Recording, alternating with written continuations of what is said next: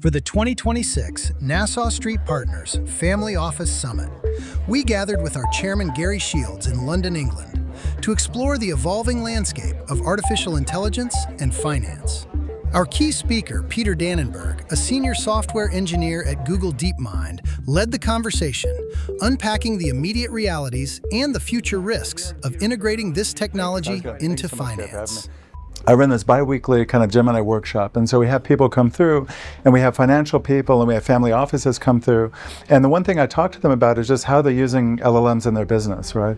And so I guess when these startups come through Google and they talk about how they're using LLMs in their financial stack, so one of the things that I learned is that, let's say for high frequency trading, it's just out, the latency is too high.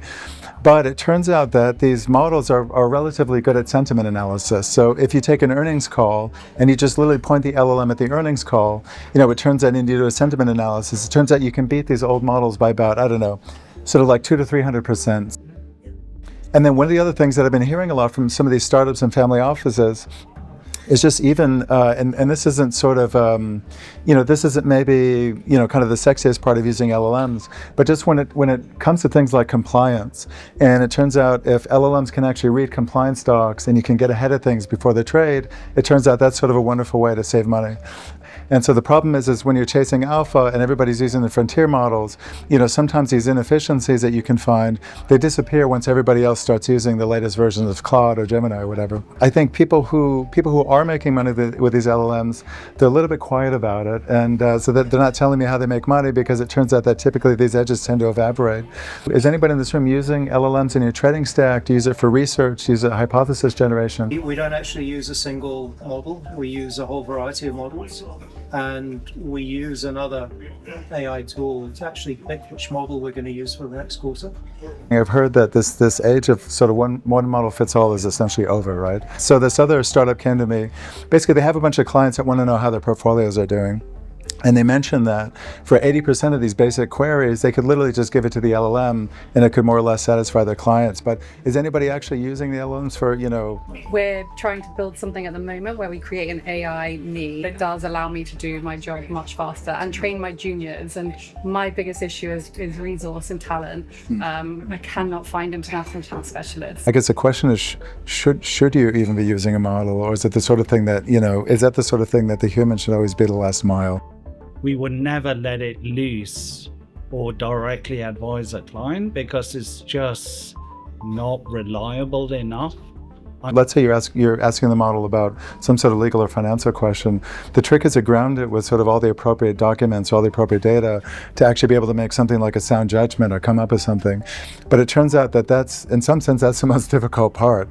And so the LLM at that point is just coming as sort of like the finishing touch or the cherry on top to essentially like create some human-like answer across this data. But I think, I think the model is always going to be this sort of, this really generic data store. Let's say you dump a bunch of documents or a large document as context. There's this really strange thing where like the beginning and the end of the document will be really, really salient. And almost like a human being, like you can sort of remember the beginning and the end of a movie, but everything else is a little bit fuzzy. Like the entire middle of the document will be sort of fuzzy to the model. But even then, in order to make the documents like useful for the model, they have to be like pre-processed and maybe put in a database, something like that. We get feedback on sort of investment memos for the investment committee, and we compare. So we have a guideline of what we need to address. So what it's good at, it doesn't necessarily answer your questions, but it challenges you. And I guess, and sometimes in software we'll do something similar. So we'll point the LLM at a huge code base and we'll just say, okay, listen, like find all the bugs, okay? And it'll come up with 1,000 bugs. And maybe of those 1,000 bugs, somehow like maybe 990 of them, let's say, are kind of like, I don't know, I don't want to say fictitious, but not worth following up on. But maybe out of those 1,000 bugs, like maybe 10 of them are sort of legitimately worthwhile following up on. But the funny thing is that it seems to require a human with judgment or taste to come and say, okay, listen, that risk or that bug is worth looking at. You mentioned the word judgment, and that's quite an interesting word because up until this point we've been talking about prediction, and there seems to be quite a big gulf between prediction, which is basically being able to bring in lots of data and make a prediction of what the next word is going to be, which is what LLMs are. judgment, which seems to be something which is critical to the legal and financial sectors, are you working on world models?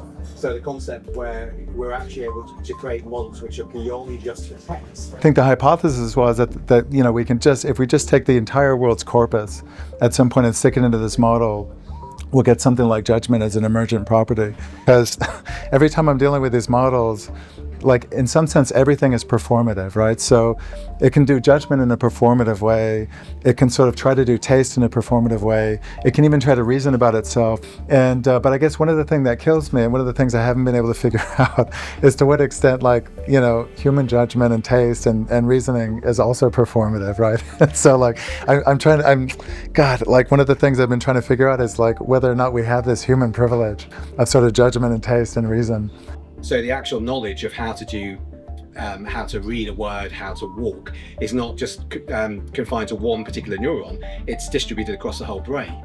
And that for me is what's missing in the sort of very sort of flat sort of LLMs at the moment, which are just trained on text. I think when we get to world models which are trained on multimodal stimuli, multimodal data going in, they'll actually be able to represent thinking in a much deeper multidimensional way. The funny thing is, because even this current generation of models are multimodal in the sense that, let's say they're trained on, I don't know, YouTube and visual data and sound data and stuff like that.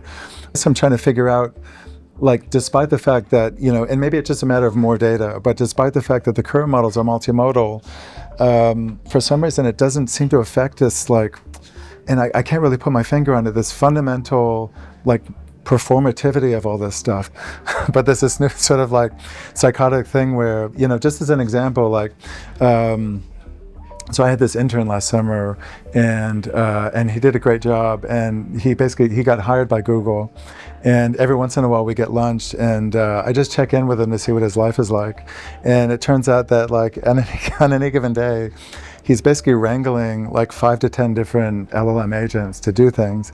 And so his day looks like basically context switching between all these agents that are doing work for him. And so he's in this constant state of like context switching, and it turns out that like context switching is really like kind of emotionally, it's cognitively expensive. Maybe that's just a new reality, by the way. I guess if our job is to become wranglers or shepherds of agents, I guess the question is, like, at least in the software world, and I don't know if it's in the finance space, like you're constantly pressured to cede, let's say, more and more judgment to the machine just for the sake of efficiency. And I guess if there's this constant pressure to cede judgment to the machine, like how would we even sort of protect this like kernel of humanity? In a way, and inspiring, and in a way, depressing. I want to thank, on behalf of Nassau Street Partners, I want to thank everybody for coming. Wonderful. Thanks, everybody. I really appreciate it. Yeah. Thank you. Oh, yeah. So Dr. I'd like to catch up because we Yeah. the S&P 500, so that's As these financial tools grow more complex, a critical challenge remains: defining the boundary between automated data analysis and essential human oversight. Connect with our team to continue the conversation.